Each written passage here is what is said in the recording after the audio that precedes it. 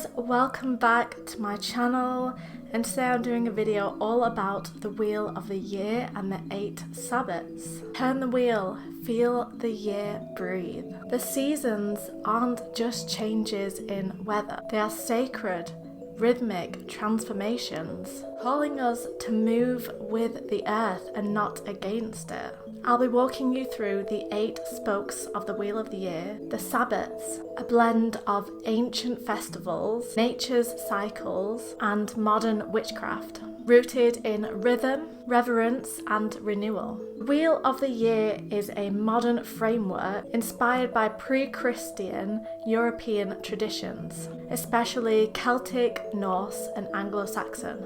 It honours the Earth's turning, tracking the sun's journey and the shifting seasons through 8 sacred Sabbats. These are not just arbitrary festivals, they are moments when the veil between us and nature thins, when energy peaks or turns inward, when light waxes, wanes, and balances perfectly. Whether you are part of a coven or walking a solitary path, the wheel invites you to reconnect, to honour the land beneath your feet, the air you breathe, the sun on your skin, and the stories buried in soil. Let's begin where the year does for many witches, in darkness, but with a spark of light. So let's firstly talk about Yule.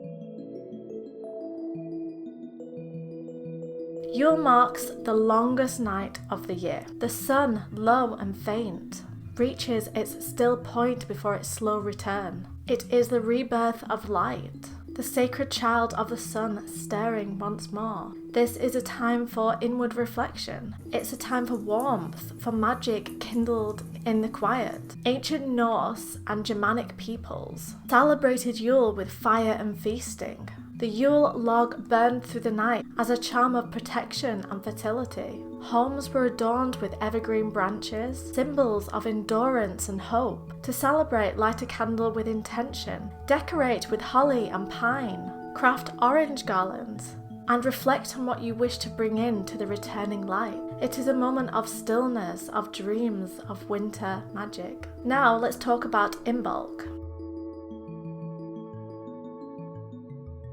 Imbolc is the spark beneath the snow. The first signs of life begin to stir.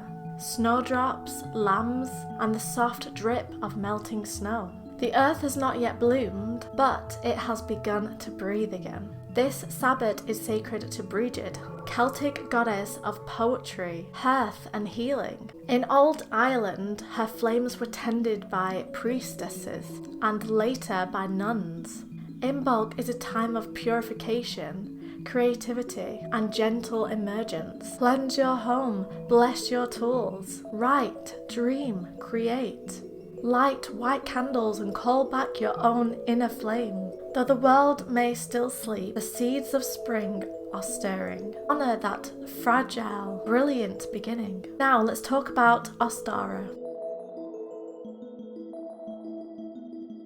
Spring equinox. Ostara is a moment of perfect balance. Day and night share the sky. The soil softens, buds blossom, eggs crack open. The world begins again. This Sabbat is named after the Germanic goddess Esther, whose sacred animal was the hare, and whose symbol was egg, emblems of new life and fertility. Though little historical record survives, her name lives on in Easter, which borrowed much of those older rites of renewal. Ostara is a time to plant, physically and magically, sow seeds with your intentions, paint eggs with symbols, bring fresh air into your home and cleanse your altar. Let everything be a prayer for growth. There is beauty and promise in everything blooming. Now let's talk about Beltane.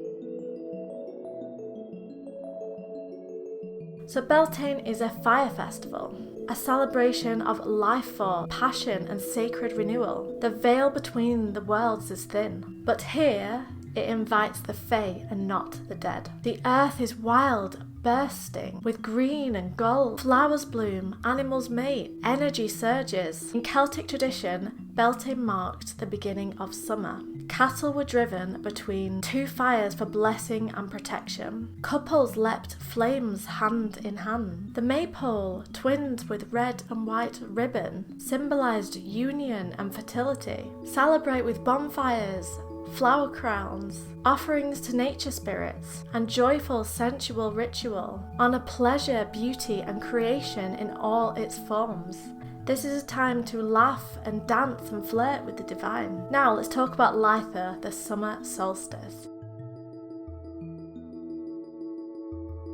Litha is the height of the sun's power, the longest day, the year's great crescendo. Light floods the land, crops ripen, and the world hums with golden energy. And yet from this moment, the light slowly begins to fade. Ancient midsummer festivals were filled with fire, water, and protection. In Slavic lands, floral crowns were floated on rivers. In Celtic lands, hilltop bonfires burned bright. It was believed that midsummer fires could ward off dragons, storms, and evil spirits. Use this energy to charge your spells. Gather herbs at their peak potency and honor the turning point. Drink sun tea, wear gold, and give thanks. The light is strong now, hold it close while it lasts. Now let's talk about Lammas, or also known as Lughnasadh.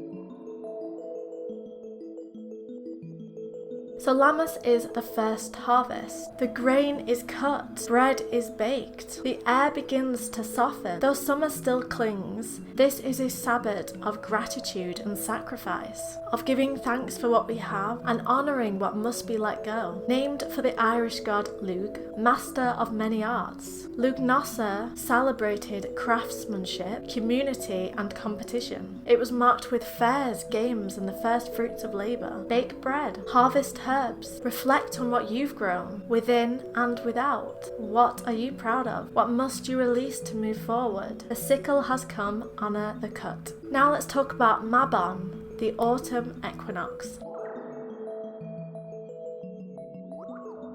Mabon is the second harvest and the second moment of balance.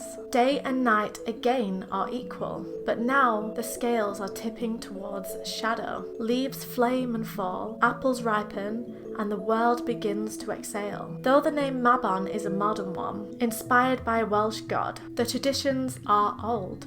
Equinox festivals honoured the fruits of the land and the gifts of the dying sun. This is a Sabbat of gratitude, of balance, of preparing to rest. Preserve what nourishes you. In jars, in journals, in memories. Honour what has ended. Celebrate what remains. Wrap yourself in warm fabrics and candlelight. The wheel is turning. Now let's talk about the last Sabbat, which is Samhain, also known as the last harvest festival. Samhain is the witches' new year. The veil thins, ancestors draw near, the dead are honoured, the wheel dies and will turn again. In ancient Celtic lands, Samhain marked the descent into winter. Cattle was brought in, fires were lit anew, offerings were left for wandering spirits. Divination, fire rites and ancestor honouring were central. Modern Halloween still echoes these roots, though filtered through centuries of Christian overlay and commercial glow. For witches, this is a sacred night, a night of mystery, remembrance and magic. Light a candle for those who have passed. Set a place at the table. Pull tarot cards by moonlight. Let the darkness teach you. Let the silence speak. And so the wheel turns and turns again. From the rebirth of light to the quiet of the grave. From sowing to reaping to resting. The wheel of the year is more than just a calendar. It is a mirror. Each Sabbat reminds us to reflect on where we are, what we need, what we've outgrown, and what we long to become. To live seasonally is to live magically. To honour the rhythms of the earth is to honour the rhythms of ourselves. You don't need elaborate rituals. Even a single candle lit with intention can be enough. Even a walk in the woods with open eyes. Let the land teach you. Let the wind whisper old stories. You are a witch and the year is your spellbook. My personal favourite is Samhain. I love reading tarot cards and I always feel like I get the best reading at this time of year and on this very night. It is also my birth month. October is just my favourite and I just love how everything is adorned with pumpkins and spooky things. I just think it's a really magical time of year and everything just looks amazing. So if you enjoyed this journey through the wheel of the year, please give this video a like and hopefully I will see you in my next one. Bye!